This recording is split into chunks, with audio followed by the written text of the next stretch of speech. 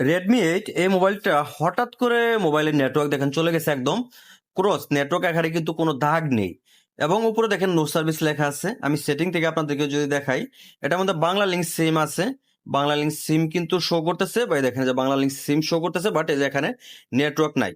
তো এই ধরনের প্রবলেম আমরা কিভাবে কাজ করি সেটা নিয়ে মূলত আমার আজকের এই ভিডিওটা।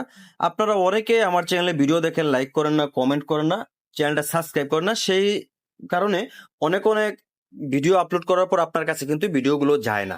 তো যাই হোক, আমি স্টেপ বাই স্টেপ এই কাজটা আপনাদেরকে করে দেখাবো এবং কিভাবে এই ধরনের সমস্যাগুলো আপনারা সঠিকভাবে সমাধান করবেন আমি একদম স্টেপ বাই স্টেপ আপনাদেরকে আমি দেখাবো।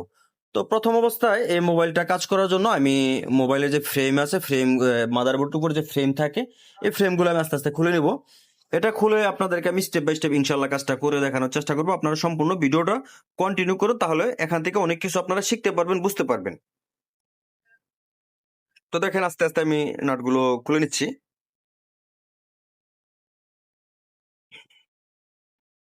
ব্যাস, এটা নাটগুলো খুলে নিলাম।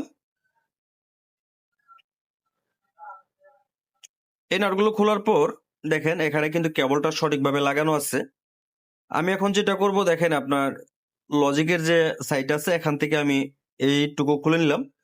খোলার পর প্রথম অবস্থায় আমি মিটার দিয়ে আমি চেক দেবো কেবলটা, কেবল ঠিক আছে কিনা। অনেক সময় আপনার মাদারবোর্ড থেকে সেকেন্ডারি বোর্ডে যদি আপনার নেটওয়ার্কের সিগন্যাল যদি না যায়, সেই ক্ষেত্রে কিন্তু আপনার মোবাইলে emergency, no service, no network, এ ধরনের প্রবলেমগুলো আপনার মোবাইলে আসতে পারে। তো যাই হোক, দেখেন আমি মিটার দিয়ে আমি প্রথমে কেবলের মাইনাসটা আমি চেক করে নিচ্ছি। এখান থেকে আমি আস্তে আস্তে এটা কেবলটা আমি প্লাসটাও চেক দিয়ে নেবো। দেখেন, তো এই কেবলটা ঠিক দেখাচ্ছে, যদিও আমি মিটারটা আমি এখানে শো করাইনি। কেবলটা ঠিক আছে। এখন দেখেন আমি এখান থেকে কেবলটা ডাইরেক্ট খুলে নেব, খুলে বোর্ডটা ডাইরেক্ট খুলবো, খুলে দেখবো অ্যাকচুয়ালি আসলে প্রবলেমটা কোথায়, কি জন্য এই প্রবলেমটা দেখাচ্ছে। তো ব্যাস আস্তে আস্তে দেখেন battery connector, display connector, USB connector সবকিছু খুলে আমি এখান থেকে বোর্ডটা বের করে নিয়ে আসবো।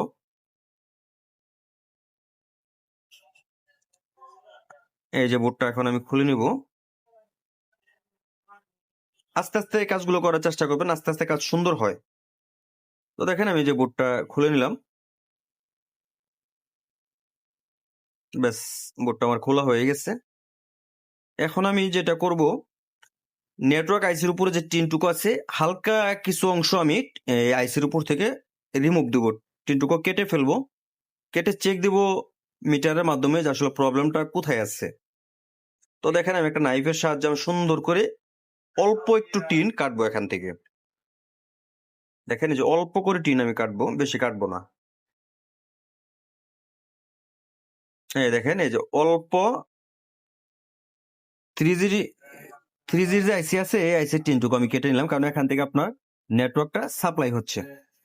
ঠিক আছে, এখন আমি এখান থেকে আপনার যে নেটওয়ার্কের কেবল পর্যন্ত যে লাইনটুকু আছে আইসি থেকে, আমি এই জায়গাটুকু চেক দিব। প্রথমে দেখেন এখানে একটা কয়েল আছে, এটা কিন্তু আপনার ডাইরেক্ট কয়েল তো বুঝেনি আপনারা, কয়েল দিয়ে কিন্তু ডাইরেক্ট পাস করছে নেটওয়ার্কে।